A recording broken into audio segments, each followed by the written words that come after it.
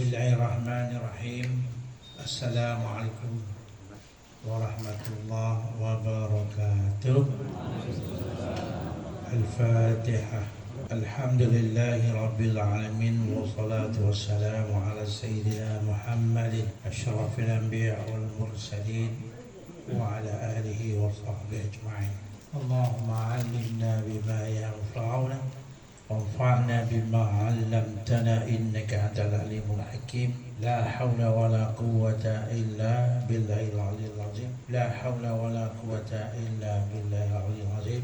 La hawla wa la quwwata illa billahil aliyyil azim. Pada malam ni pengajian kita lah melalui kitab Durrun Nafis, yang mana sebuah kitab yang ditulis oleh keluarga Arsyad Banjari, sebuah kitab yang sukar nak difahami. Walaupun demikian, alhamdulillah, walaupun kitab ini nampak kecil, tapi nak khatamkan dia pun 20 tahun. Bukan setahun, 20 tahun. Ini kitab ini yang kitab yang photostat, yang ori saya tak mau keluarkan sebab bimbang hilang. Inilah yang ada satu. Dan kitab ini ialah ori. Dia ori, tuan-tuan dan puan sekalian, ori. Sebab ada tulis 2. Nak khatam dia 20 tahun. Kitab dia kecil. Tuan-tuan dan puan-puan rahmatullah sekalian. Muqaddimatun fi bayanil asya' allati taqtulu salika wa tamna'u min usuli ila Allah Ta'ala. Ini mengenai perkara-perkara yang membatalkan perjalanan kita sampai kepada Allah. Apakah perkara-perkara yang membatalkan kita daripada sampai kepada Allah? Itu yang pertama. Dan apakah perkara-perkara yang menghalang kita daripada sampai kepada Allah? Ada dua. Pertama, perkara membatalkan perjalanan kita kepada Allah. Yang kedua ialah perkara yang menghalang kita daripada sampai kepada Allah Subhanahu Wa Taala. Maka dia menyatakan di sini, menyatakan segala perkara membatalkan akan orang yang salik, orang berjalan kepada Allah, dan orang menghalang dan orang yang menegahkan dia daripada sampai kepada Allah dengan berkata, ketahui olehmu hai salik, bahawasanya wajib atasmu itu memeliharakan dirimu daripada segala maksiat, sama ada batin maupun zahir. Wajib memelihara diri daripada cenderung dengan maksiat. Wajib kita memelihara daripada qasad melakukan maksiat. Wajib kita memelihara niat nak membuat maksiat. Wajib kita memelihara perasaan nak melakukan maksiat. Ada empat. Ini kena jaga. Ramai orang jaga zahir daripada maksiat sebab malu nanti orang kata apa. Bila dia buat maksiat, takut orang kata macam-macam. Ini syirik asbab. Syirik asbab. Bila kita takut nak buat maksiat kerana takut apa orang kata, takut orang ni kata, takut kawan-kawan kita kata, nama syirik asbab. Tetap menghalang kita dapat sampai kepada Allah. Boleh faham ke bahasa Melayu saya? Boleh. Saya gunakan bahasa yang paling mudah. Paling mudah. Tak nak bahasa-bahasa saya tak faham pada Aceh. Bahasa orang baku. Saya bukan orang Aceh, tapi bersama orang Aceh. Demikian juga tadi perasaan kita kena jaga, had lagi, niat kena jaga, hasad pun kena jaga. Kemudian masalah cenderung susah nak jaga. Di Malaysia umpamanya ramai penagih-penagih dadah ditangkap, dimasuk penjara, setelah 20 tahun dikeluarkan. Tapi cenderung nak isap, nak taubat masih ada lagi. Jadi siapakah yang nak mentarbiyah, mendidik cenderung kepada maksiat? Siapa dia? Kerana cenderung ni ada 3 jenis cenderung. Cenderung yang ringan, cenderung yang pertengahan, cenderung yang berat. Tuan-tuan tahu tak cenderung? Jadi kata orang Aceh kata apa? Ya, cenderung. Masalah cenderung ni lah sukar nak dikawal. Susah kita nak jaga. Sebab cenderung ni sudah dirosakkan oleh sejak lahir lagi. Sejak lahir sudah dirosakkan. Itu panjanglah cerita. Ini penyakit batin. Dan apabila keempat-empat ni sudah rosak, maka dia akan membekalkan kerosakan, pelbagai jenis kerosakan dalam hati kita. Jadi hati mendapat bekalan daripada ni, perasaan, azam, niat, cenderung. Itu yang Tuan Guru, saya mari proses tarbiyah daripada beberapa Tuan Guru di pondok. Tuan-tuan dan puan-puan hormati sekalian. Dan melepaskan dirimu daripada membatalkan suluk pun adalah wajib. Yang pertama menghalang, yang kedua membatalkan lain, menghalang lain, batal lain. Mari kita ikuti pengajian. Ialah bermula segala perkara yang membatalkan perjalanan kita kepada Allah amat banyak, terlalu banyak. Perkara yang membatalkan perjalanan kita kepada Allah, perkara yang membatalkan perjalanan tauhid sufi kita kepada Allah, terlalu banyak. Antaranya ialah kasdul, malas nak ingat Allah. Lebih lagi bila kita ditimpa musibah. Lebih bila kawan kita kata kat macam-macam kat kita. Lebih lagi bila anggota kita, sahabat-sahabat terjemaah tu di pulau kita dah mula malas nak ingat Allah. Malas nak berzikir, malas nak bersuluk dah. Malas nak solat berjamaah. Malas nak baca Quran. Malas nak ingat akhirat. Malas. Lalu Nabi sentiasa berdoa kepada Allah. Allahumma inni a'udzubika minal ajzi wal kasal. Hadis sahih. Allahumma inni a'udzubika, ya Allah, aku berlindung Engkau ya Allah daripada lemah. Lemah pasal apa lemah? Sebab kita orang kawan kita kata macam-macam kat kita. Jiran kata kita kat macam-macam kat kita. Sebab saja kita lepas buat satu macam-macam masuk ke telinga kita yang merupakan perkataan yang tidak menyenang. Dia kata malah nak pergi sembahyang jemaah, malah nak pergi mengaji, malah nak bersuluk, malah. Bila sudah timbullah tuan-tuan dan puan, sudah malas, apa jadi?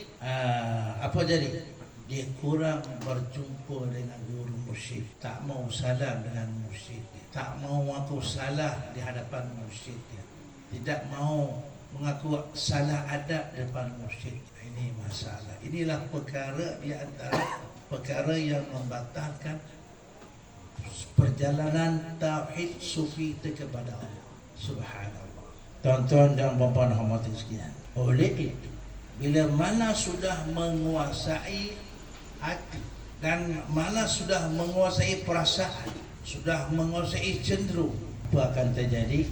Tuan-tuan puan sekalian, maka dia tidak akan mendapat kebahagiaan bersama Allah. Dia tak akan bahagia bersama Allah. Sebut Allah tak rasa bahagia. Yang disenang ialah dapat bahagia apabila bersama-sama dengan orang main snooker. Snooker, sini kata apa? Biliar. Pergi. Untuk dapat kebahagiaan, pergi ke biliar, main biliar. Sembahyang pun dah makin tinggal, zikir pun dah tinggal, dengan musyrik pun sudah boleh tinggal. Seorang. Boleh faham kan? Inilah rahsia maksiat, punca maksiat pada anggota zahir. Tuan-tuan dan puan-puan hormati sekalian, itu yang pertama, perkara yang membatalkan perjalanan tauhid sufi kita. Yang kedua, setengah daripada futurun, rasa lemah semangat, tidak bersemangat lagi dah. Dulu bersemangat nak bersama nak abuya, semangat nak pergi bersolok, semangat tak tiap minggu hari satu nak pergi ke majlis pengajian di Pau. Tapi daripada seminggu sekali dah jadi 2 minggu sekali, lepas tu 3 minggu sekali, lepas tu 4 minggu sekali, akhirnya 2 bulan sekali, 6 bulan sekali. Lemah ya. Tapi jika shopping tak lemah. Kenapa jadi macam ni? Mari kita bongkar rahsia, kita korek. Dia kata dengan sebab bimbang terhadap diri sendiri, bimbang terhadap duit dah makin kurang. Dan lah orang kata ke aku, orang ni pun tak suka ke aku. Aku banyak berjuang, banyak bersedekah. Kalau aku sedekah buat baik pun tak guna sebab orang kata salah pergi. Tak payah pergilah, kalau pergi pun habis duit berapa? Akan habis duit. Akan dia sediakan tabung-tabung untuk masuk duit. Tak mula baik dengan duit tu aku beli rokok lagi bagus. Baik aku beli sifat untuk singkat lagi bagus. Ini di antara akhirnya bila jadi seperti ini akan dunia sudah melekat dalam hati. Mulai dia cinta kepada nak duit banyak. Dah mula bersebab kedekut, bersebab bakhil, punca daripada lemah semangat dengan Allah, lemah semangat dengan sunnah Rasulullah, lemah semangat dengan anak Rasulullah, lemah semangat nak berzikir. Dah, inilah perkara-perkara yang membatalkan perjalanan tauhid sufi kita kepada Allah Subhanahu wa taala. Tuan-tuan dan puan-puan hormati sekalian. Dan setengah daripadanya malalun. Apa itu malah? Mudah jemu, asyik ratib serebe, ya tak dapat apa-apa. Tak ada. Asyik mengaji hakikat, tak dapat apa pun. Hidup makin miskin, hidup makin susah. Asyik berhutang, ya. Jadi dah mulalah timbul jemu. Sini kata apa? Jemu juga. Jemu nak jumpa wali, jemu nak jumpa Pak Jufri. Sampai satu tak jemu nak jumpa Buya. Bila perasaan jemu ni sudah menguasai kita punya qalbun dan syarafun, dia menguasai betul, semua bersifat akhirat, jemu. Nak mendengar kuliah, jemu. Nak mendengar tazkirah, jemu. Nak mendengar tausiah, jemu. Yang tak jemu ialah menyanyi dengan lagu-lagu. Lagu-lagu lagi tak jemu, menggembirakan hati riang gembira. Hati sedap, dia suka hati.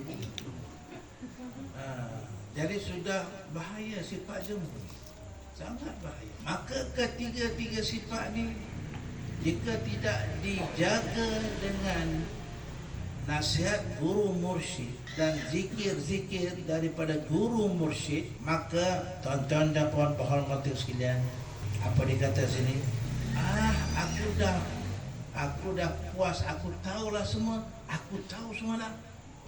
Tak payahlah cerita tahu sufi, aku dah tahu dah. Ada tak orang seperti ini Pak Hamdan ni? Ada? Pernah jumpa? Oh, tuan guru banyak jumpa. Subhanallah. Jadi saya menyampaikan perkara mudah, tapi sering berlaku. Sering berlaku. Tak payahlah, aku sudah tahulah. Jom, ayo kita pergi ngaji Quran dengan Pak Jufri. Aku dah tahu Pak Jufri, tak payahlah. Pak Jufri apa ada. Dah mula dia nak menghina orang, nak mula menghina guru sendiri. Akhirnya sesama sendiri sudah renggang. Inilah di antara perkara-perkara yang membatalkan perjalanan tauhid sufi. Tuan-tuan dan puan-puan hormati sekalian, untuk nak buangkan sifat ini tak dapat tidak arti wajib mencari sahabat yang lebih kuat daripada kita. Mesti cari sahabat yang lebih kuat dari kita. Di mana dia jemu, sahabat kita ni jemu dengan dunia, malas dengan dunia, sudah bosan dengan dunia, tak ambil peduli dengan dunia. Artinya sahabat kita ni lebih kuat daripada kita 3 kali ganda. Kita nak buangkan sifat jemu, sifat malas dan sifat lemah semangat. Kena cari sahabat dalam berjemaah, tidak oleh seorang diri. Jika dia tidak cari sahabat juga, dia bersendirian, perkara yang lain akan terjadi. Apa dia? Dengar baik-baik. Lagi menakutkan, yaitu antaranya, inilah iman dia akan makin berkurangan. Iman dia makin berkurangan. Keyakinan dia terhadap tauhid sufi pun makin sudah kurang. Makin kurang.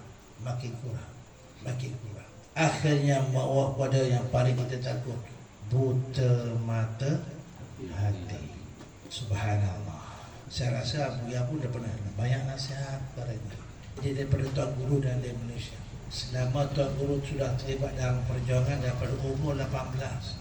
Sekarang umur Tuan Guru 98. Percaya tak? Pak Halim percaya tak? Umur saya 98. Percaya. Ini sahabat. Saya wali.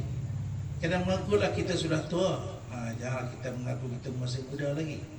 Biarlah umur nampak mengaku kita, biarlah kita di umur sudah tua, tapi dengan Allah sentiasa muda. Nanti Tuan Guru akan terangkan kemudian. Kalau orang muda dah, dan wali Allah lah depan kita. Faham? Dia kata faham tak? Faham tak? Tuan-tuan dan puan hormati sekalian, dengar baik-baik. Adalah sebab yang demikian kerana kurang iman, dhaif yakin, buta mata hati. Ketiga-tiga ini bila sudah ada, siapa tambah kuat? Lemah yakin, dhaif yakin, kurang iman, buta mata hati, siapa akan jadi kuat? Nafsu menguasai fikiran, nafsu menguasai pandangan, nafsu menguasai pendengaran, nafsu menguasai perkataan. Bila kita cakap, dia lawan balik. Bila kita macam ni, dia akan kata macam tu, macam ni, macam ni. Sebab nafsu sudah dia berjadi hamba kepada nafsu, bertuhankan nafsu, berkilat-berkilatkan nafsu, lantaran disebabkan lemah iman, lemah yakin, lemah iman, lemah yakin dan buta mata hati. Dia sudah jadi hamba siapa? Nafsu apa? Ammar. Maka nafsu dia makin hari makin hitam, makin hitam, makin hitam, makin hitam, makin hitam, makin hitam. Inilah di antara sebab-sebab ramai di kalangan rakan kita meninggalkan perjuangan. Ini tak dapat dinafikan. Mula tak mau bersama-sama dengan Abu Ya, tak mau dengan jemaah. Ini punca. Tuan-tuan dan puan-puan hormati sekalian. Apa jadi lagi? Bila dia sudah menjadi hamba nafsu, lalu dia akan mencari kawan-kawan ahli dunia. Dia akan banyak terlibat dengan aktivitas duniawi yang tidak ada hubungan dengan akhirat. Tak ada hubungan. Dulu dia rajin berjemaah, solat berjemaah, sekarang dia tak mau solat berjemaah. Kalau dia nampak kita, dia akan lari jauh-jauh, tak nak bersalam dengan kita. Dia pun sudah mulai benci dengan kita. Inilah penyakit-penyakit yang ada dalam mereka yang terlibat dalam perjuangan, dan akan menyalahkan gurunya, akan menyalahkan rakan-rakannya. Ini punca. Oleh itu, bila sudah bertuhankan nafsu, hamba nafsu, pelbagai jenis syirik akan timbul. Syirik asbab, dia buat ini kerana nak naik. Syirik aurat, syirik taklid, dia ikut orang ni, dia ikut orang ni, dia ikut orang ni, dia ikut sembahyang pun ikut ni, sedekah pun ikut orang ni, orang ni, orang ni. Syirik aurat, syirik taklid, pak turut, itu syirik taklid lah. Kemudian syirik asbab, kemudian syirik tabi'id, mempercayai manusia lah memberi bekas, yakin usaha itu yang memberi bekas, itu nama syirik tabi'id. Tuan-tuan dan puan-puan hormati sekalian, bila mana dia tidak dibendung dengan hal akhir, bila dia tidak dijaga hal-hal akhir, dia pun boleh sembahyang dalam keadaan patut ayat. Sembahyang bukan lagi kerana Allah, sembahyang semata-mata nak melepaskan kewajipan. Tak ada sembahyang tidak ada hubungan dengan Allah Subhanahu Wa Taala. Sedangkan tuan-tuan dan puan sekalian, subhanallah, bila sebut sembahyang, dia ada unsur Allah, unsur Ahmad, unsur Adam. Dengan baik. Solat kita ni ada 3 jenis unsur. Unsur ketuhanan Allah, unsur Ahmad, unsur Adam. Dengan baik-baik tuan-tuan dan puan. Demi nak memulihkan balik nak buang perkara-perkara yang tak elok yang telah disebutkan tadi. Solat jenis unsur Allah, unsur Ahmad, unsur Adam. Saya sempat tulis. Kalau saya nak tak tulis, tak boleh. Nanti saya mudah lupa. Baik, kita nak kena faham apakah itu hakikat solat, hakikat semangat. Ini di antara satu-satu amalan yang boleh mengeluarkan sifat malas, sifat jemu, sifat yang tidak elok. Jika kita memahami benar-benar hakikat solat, inilah dia. Kenapa? Kerana hakikat solat ialah as-salatu tanha 'anil fahsya'i. Pegang dasar tu, jangan tinggalkan. Sembahyang benar-benar menghalang, menegah pada fahsya dalam diri kita, mungkar dalam diri kita. Hati kita pegang. Kita boleh nampak fahsya orang lain, kita nampak mungkar orang lain. Bila kita nampak fahsya orang lain, mungkar orang lain, dengan tidak ada benci, berarti hati kita ni sama-sama dengan dia. Faham tak? Bila mana kemungkaran tidak ada perasaan benci dalam hati, kita bersyubhat atau tidak? Bersyubhat. Maka pastikan semayang kita yang kita kerjakan, dia menghalang berbagai fahsya yang ada dalam hati, dalam perasaan, dalam qasad, dalam niat, apatah lagi dalam cenderung solat kita. Inilah senjata yang paling utama. Senjata solatlah yang Rasulullah terima perintah solat di dunia kan di sana. Di dunia kan di sana. Di sana. Kerana solat ni tuan-tuan dan puan, hakikat solat terdapat di dalamnya 4 perkara. Yang pertama berdiri, yang kedua rukuk, yang ketiga sujud, yang keempat duduk. Dengar baik-baik. Saya tidak menceritakan tentang hukum, tapi saya nak menceritakan tentang hubungan antara berdiri dengan rukuk. Ada hubungan ke tidak? Tanya balik. Adakah berdiri kita ada hubungan tak dengan rukuk? Adakah rukuk kita ada hubungan dengan sujud? Adakah sujud kita ada hubungan dengan duduk? Adakah empat-empat ni ada tak hubungan persaudaraan? Apa bukti dia? Apa bukti dia? Yang keempat perkara ni sentiasa berhubung antara satu sama lain dan dia sentiasa bersaudara. Jika kekurangan pada berdiri, rukuk akan menampung. Jika kekurangan pada rukuk, sujud akan menampung, akan menolong. Jika kurang pada sujud, duduk akan menolong. Antara satu sama tolong menolong antara satu sama lain. Siapakah guru kita yang mendidik, menghubungkan silaturahim antara berdiri dengan rukuk dengan sujud, sujud dengan duduk? Siapakah guru dia?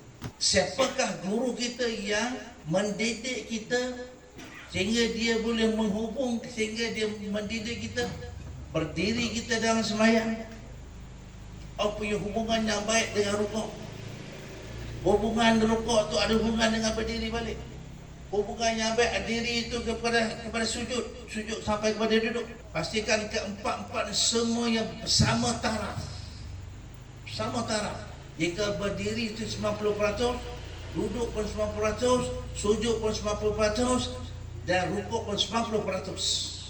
Maksud saya, jika berdiri khusyuk dia 90%, rukuk pun sama, sujud pun sama, duduk pun, itulah hakikat solat. Nak tanya lagi, masa bila kita khusyuk? Adakah berdiri, adakah rukuk, adakah sujud, adakah duduk? Mana paling afdal di antara 4 hal? Semua yang afdal. Berdiri membantu rukuk kita.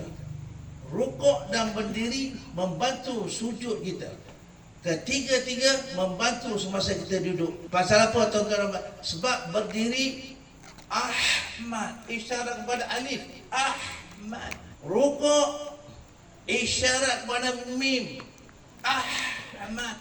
Sujud ha pada Ahmad, sujud mim pada Ahmad, dan duduk isyarat dal kepada Ahmad.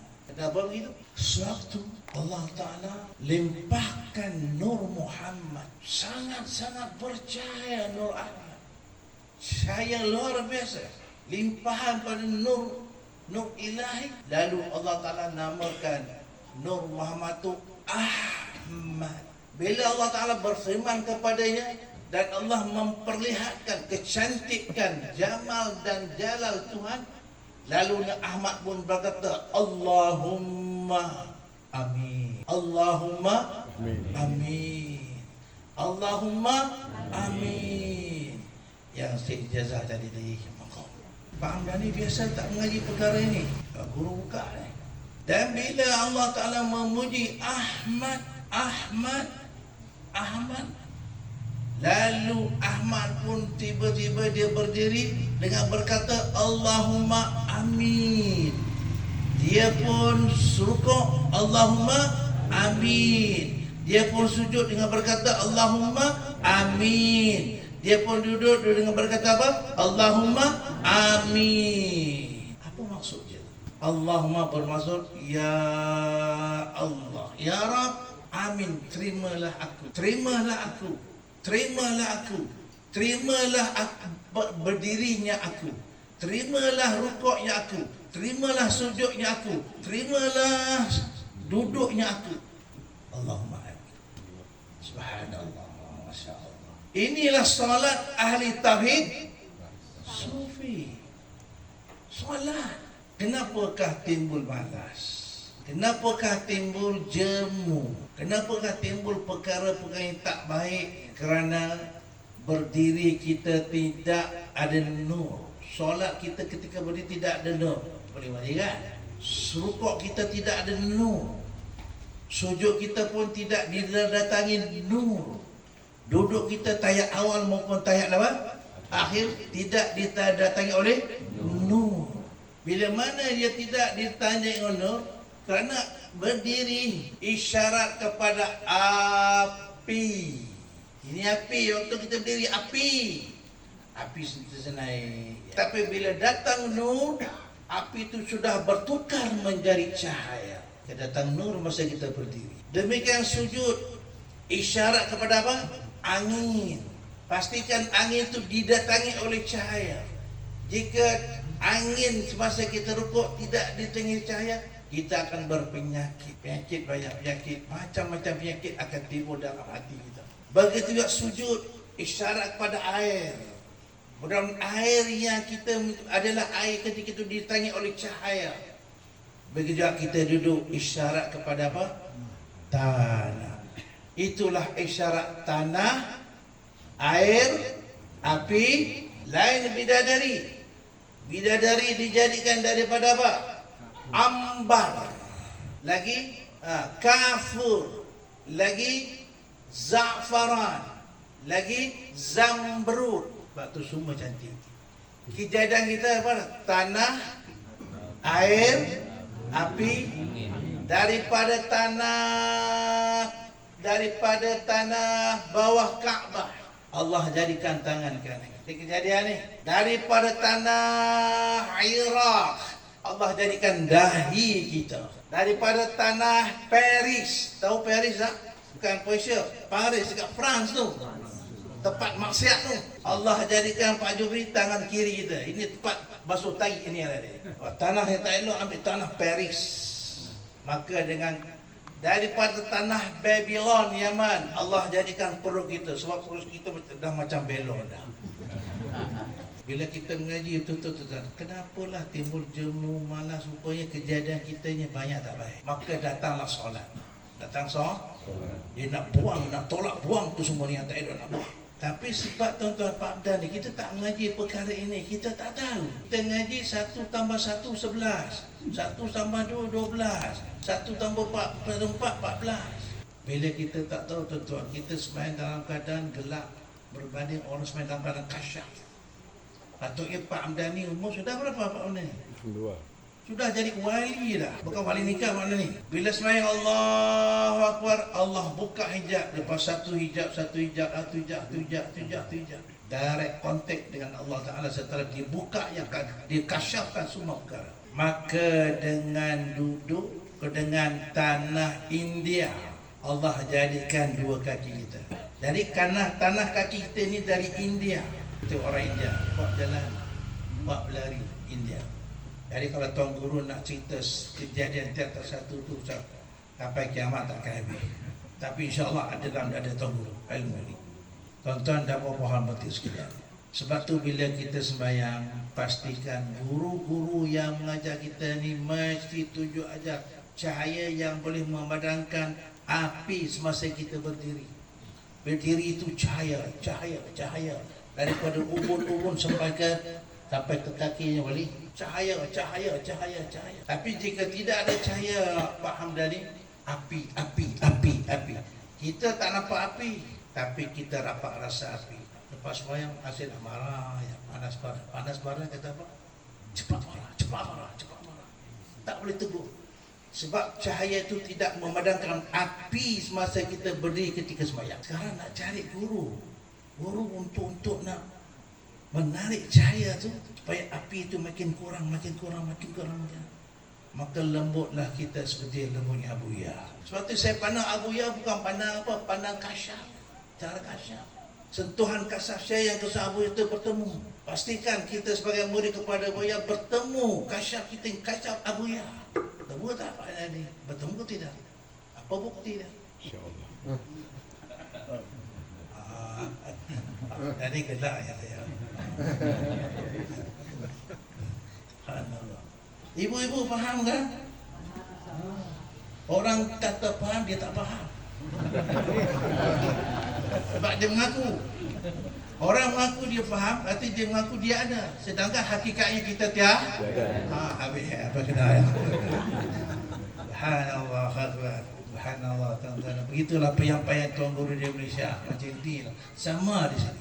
Tapi mula-mula Tuan Guru tak berani nak sampaikan. Diam.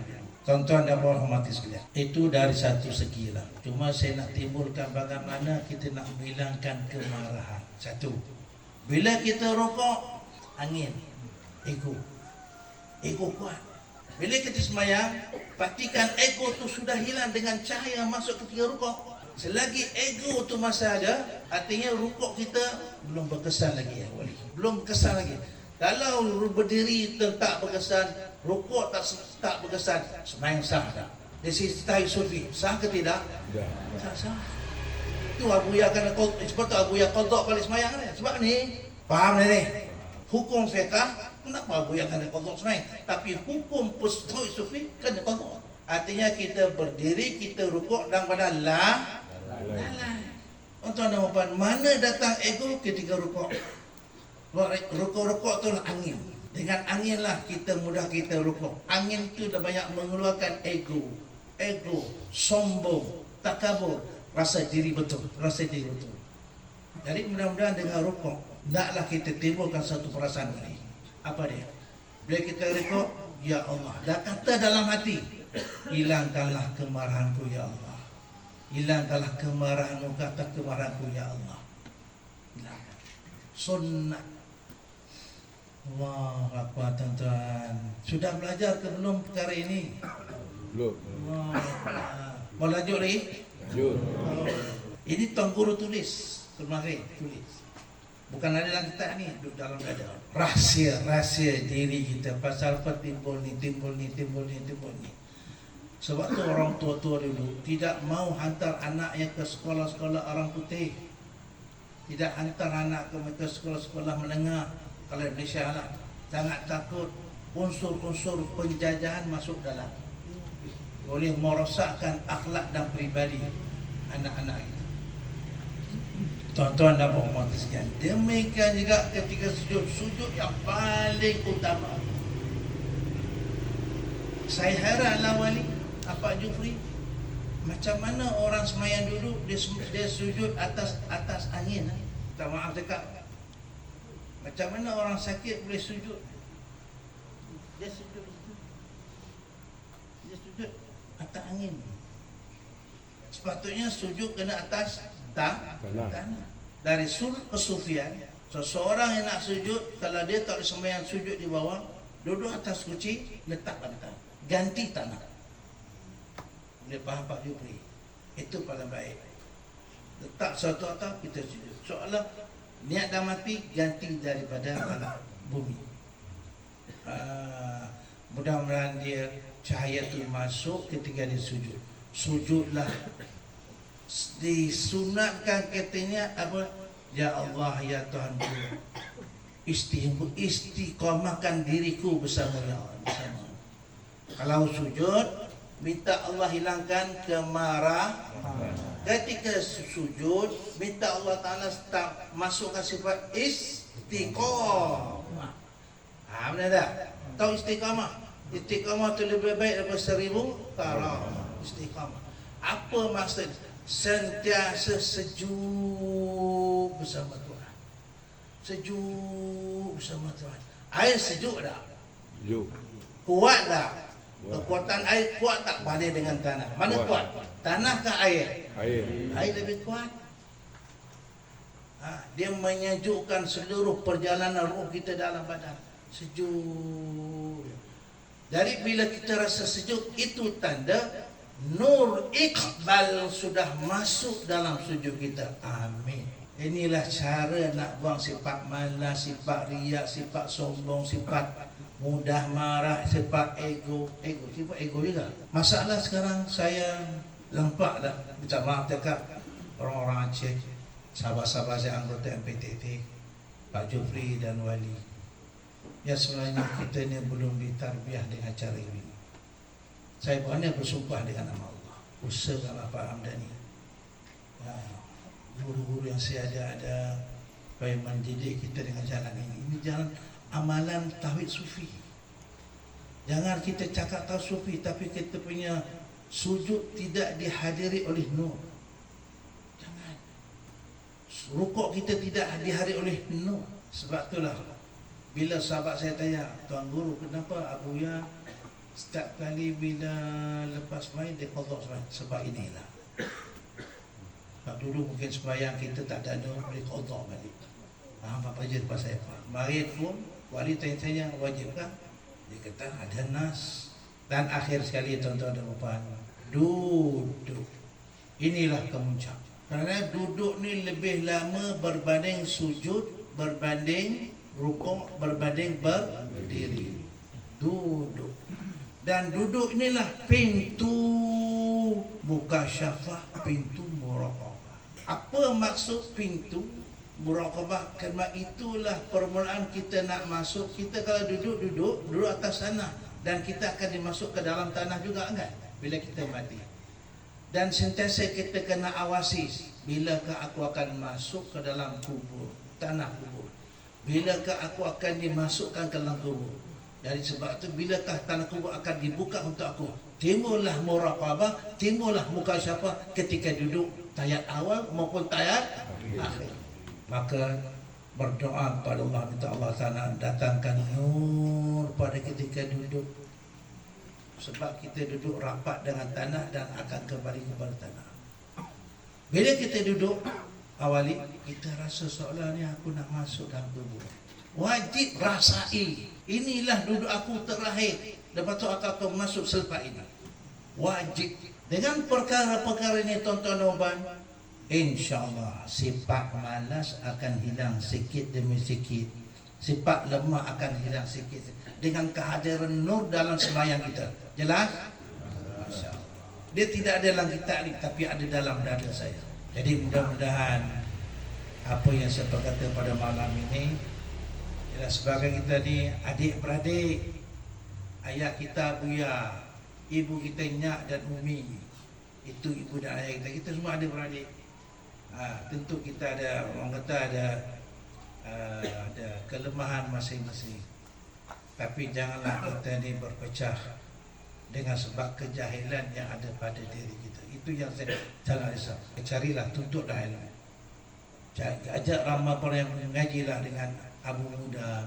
Carilah mengaji dengan walid, dengan anak-anak abuya yang berkebolehan. Saya doakan mudah-mudahan Abi Hamdani, Pak Jufri, wali-wali negara yang lain, termasuk muslimat Ella, Ibu Ella, suaminya sentiasa didatangi di hari Nur lepas satu. Saya sekolah sudah saya pada malam ini. Doakanlah saya mudah-mudahan selamat sampai ke tanah air pada besok hari. Wallahu a'lam. Wala ilma lana illa ma 'allamtana innaka antal alimul hakim. La haula wala quwata illa billahil aliyyil azim. Bismillahirrahmanirrahim.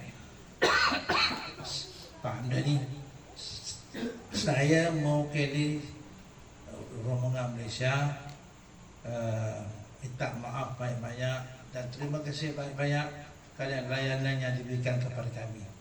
Kami tak tahu nak kata apa, mereka Allah memberkatilah keluarga Pak Hamdani, keluarga dan seluruh anggota MPTT.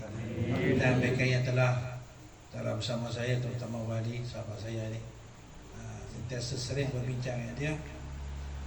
Semoga anda sekalian setiap langkah cahaya, setiap langkah nur, setiap langkah Allah cahayakan, setiap langkah dicahayakan oleh syafaat Rasulullah. Begitulah kaum muslimin. Sehingga Allah buka hijab, itu satu hijab. Tiba-tiba Pak Jupri terlihat Baitul Ma'mur di alam malakut. Sekian. Wallahu alam. Assalamualaikum warahmatullahi wabarakatuh. Bismillahirrahmanirrahim. Alhamdulillahi rabbil alamin. Wassalatu wassalamu ala sayyidina Muhammadin syarafil anbiya wal mursalin wa ala alihi wa sahbihi ajma'in.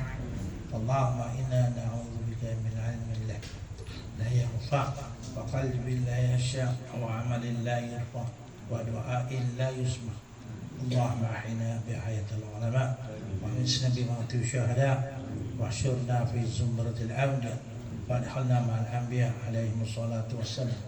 Allahumma arina haqqa haqqan warzuqna ittiba'a wa batila batilan warzuqna ijtinaba. Wa sallallahu ala sayyidina maulana Muhammad walhamdulillahi rabbil alamin. Taqabbalallahu minkum.